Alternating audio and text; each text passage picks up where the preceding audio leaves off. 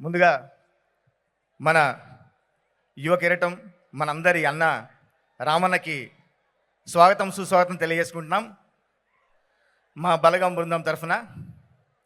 అట్లాగే మా డీజే టిల్లు సిద్ధు కూడా మిగతా నటినట్లకు అందరికీ బలగం తరఫున స్వాగతం తెలియజేసుకుంటూ,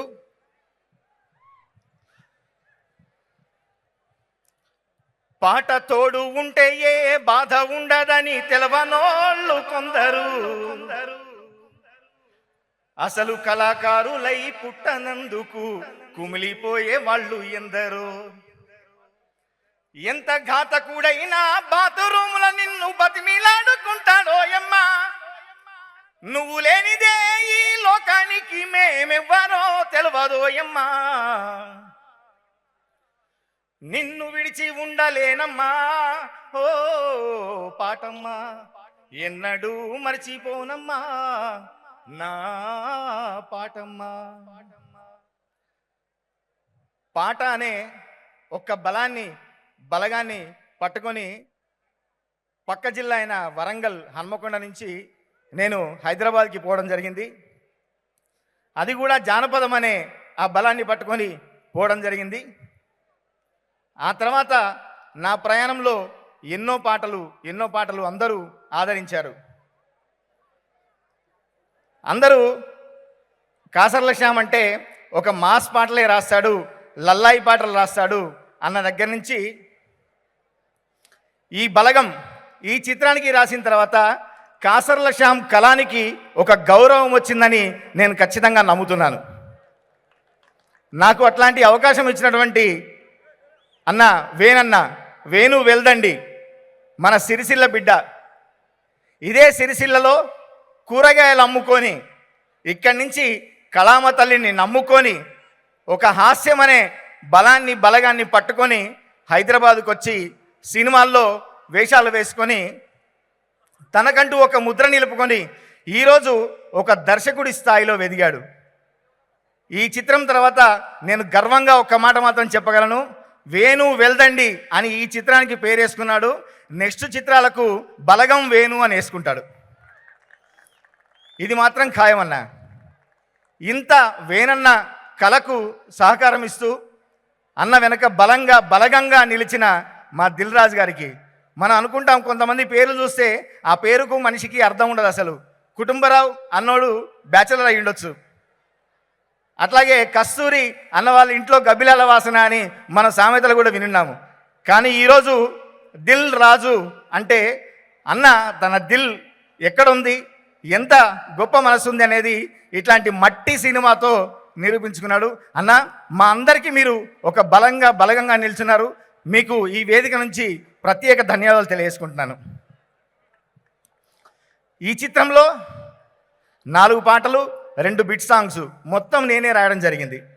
కొంచెం ఒక 5 నిమిషాలు సమయం తీసుకొని ఆ పాటల గురించి వివరిస్తా. మామూలుగా నేను పుట్టింది హన్మకొండ, పెరిగింది హన్మకొండ, చదువుకుంది వరంగల్లో, తర్వాత వచ్చింది హైదరాబాదుకు. నేను ఇందులో ఊరు పల్లెటూరు అని రాస్తే మా మిత్రుడు, ఒక జర్నలిస్టు మిత్రుడు కొండన్న అని వరంగల్ నుంచి, నువ్వు అసలు ఎప్పుడన్నా పల్లెల్లో తిరిగినావా, నువ్వు పల్లెల్లో పుట్టినావా అని అడిగాడు. లేదన్నా నేను అంతా పుట్టింది పెరిగిందంతా టౌన్లోనే అని. మరి నువ్వు పల్లెలో పుట్టకుండానే ఇంత బాగా రాసినావంటే పల్లెలో పుడితే ఇంకెంత బాగా రాసేవాడివో అని చెప్పి నాకు ఒక కామెంట్ ఇచ్చాడు, ఒక కాంప్లిమెంట్ ఇచ్చాడు. ఏ విధంగా నేను రాయగలిగానంటే, మామూలుగా పుట్టు గుడ్డి అయిన వాడికి ఈ లోకమంతా చీకటే, మధ్యలో కళ్ళొస్తే ప్రతీదీ అందంగా కనిపిస్తుంది. నేను పట్నంలో పెరిగినా కూడా జానపదం అనే పాట పట్టుకొని ఇదే సిద్దిపేట మన రసమయ్య బాలన్న, ఇక్కడికి వస్తే ఆకునూరు దేవయ్య, నామదేవు, జడల రమేష్, ఇదే సత్తార్ స్టూడియోలో క్యాసెట్లు చేసుకొని జానపదాన్ని పట్టుకొని ఊరూరు తిరిగితే ప్రతి పల్లె నన్ను కన్న తల్లి కంటే ఎక్కువగా ఆదరించింది. అది చూసిన ఆ అనుబంధాలను మనసులో దాచుకొని ఈరోజు నేను రాయగలిగాను. గోడగట్టని గూడు నా పల్లె, 100 గడపల మంద నా పల్లె, మామ బావ బాపు అత్త వరసల్లే, ఊరంతా చుట్టాల ముల్లె నా పల్లె అని ఈరోజు ఇంటింటికి మధ్య గోడ లేకుండా, అరమరికలు లేకుండా ఎంతో ఆప్యాయతతో కలిసి ఉండే ఆ పల్లెల్ని చూశాను కాబట్టి, ఆ పల్లెల్లో మెతుకులు తిన్నాను కాబట్టి ఈరోజు నా కలం అలా పలికింది. అట్లాగే పొట్టిపిల్ల అనే పాట ఈ పాటకే రిలీజ్ అయ్యి ఇంకా ట్రెండింగ్లో ఉంది. ఆ పొట్టిపిల్ల పాటలు కూడా ఎక్కడా మన తెలంగాణ తనాన్ని మిస్ కాకుండా ఒక అమ్మాయిని పొగిడితే మామూలుగా నీ కళ్ళు కలువల్లా ఉంటాయి, నీ పెదాలు దొండపండుల్లా ఉంటాయి అని చెప్తారు. కానీ మన తెలంగాణలో నేను చెప్పదలుచుకుంది ఏమంటే, నీ జోడి నా జోడి కళ్ళు లొట్టి పక్కన కారపూస లెక్క మస్తుంటుంది అని చెప్పిన. యాటకూర వండుతుంటే మసాలా ఘాటు లెక్క నోరు ఊరుస్తున్నవే అని చెప్పిన. సమ్మక్కను సారక్కకు నమ్ముకున్న మొక్కుకున్న నల్లకోని దిష్టి దీపిత్తనే అని రాసిన నేను పాటల. అట్లా పొట్టిపిల్ల పాట. ఆ తర్వాత బలరామ నరసయ్యో అనే ఒక పాట. ఈ పాట నిజంగా అసలు మన తెలుగు సినిమా చరిత్రలోనే ఎక్కడా లేదు. అంటే మనం తమిళనాడు ఆ తమిళ సినిమాల్లో చూస్తాం శివయాత్రలో ఒక పాట. కానీ ఈ సినిమాలో వేనన్న శివయాత్రలో ఒక పాట పెడదామన్నా అంటే మొట్టమొదటిగా నాకు గుర్తుకొచ్చిన వాళ్ళు నాకు పాటలు నేర్పిన మా గురువు స్వర్గీయ వరంగల్ శంకరన్న, సారంగపానన్న. వాళ్ళ మిత్రులైన ఇక్కడ మన స్వర్గీయ సుద్దాల బాలన్న, మిద్దె రాములన్న, వీళ్ళందరూ గుర్తుకొచ్చింది నాకు. ఎందుకంటే మా సారంగపాణి గారు చనిపోతే శంకరన్న డప్పులు కొట్టుకుంటూ కాడు దాకా శ్మశానం దాకా తీసుకుపోతూ మా అన్నకు మేమంతా బోళ్ళంతమంది శిష్యులం మాతో ఒక మాట చెప్పాడు, తమ్ముడు నేను చచ్చిపోతే నా శవాన్ని కూడా మీరు డప్పులు కొడుతూ తీసుకుపోవాలరా అని. అది గుర్తొచ్చింది వేనన్నా మీరు చెప్తుంటే నాకు. ఆ రోజు నిజంగా మా గురువు గారిని మేమందరం శిష్యులను డప్పులు కొట్టుకుంటూ ఆ శవయాత్ర చేశాము. అందుకనే ఈరోజు ఇందులో ఈ శవయాత్రలో నేను రావడం జరిగింది. మనం ఎక్కడికైనా ఊరికి పోతేనో ఫారిన్ పోతేనో హ్యాపీ జర్నీ అని చెప్తాం.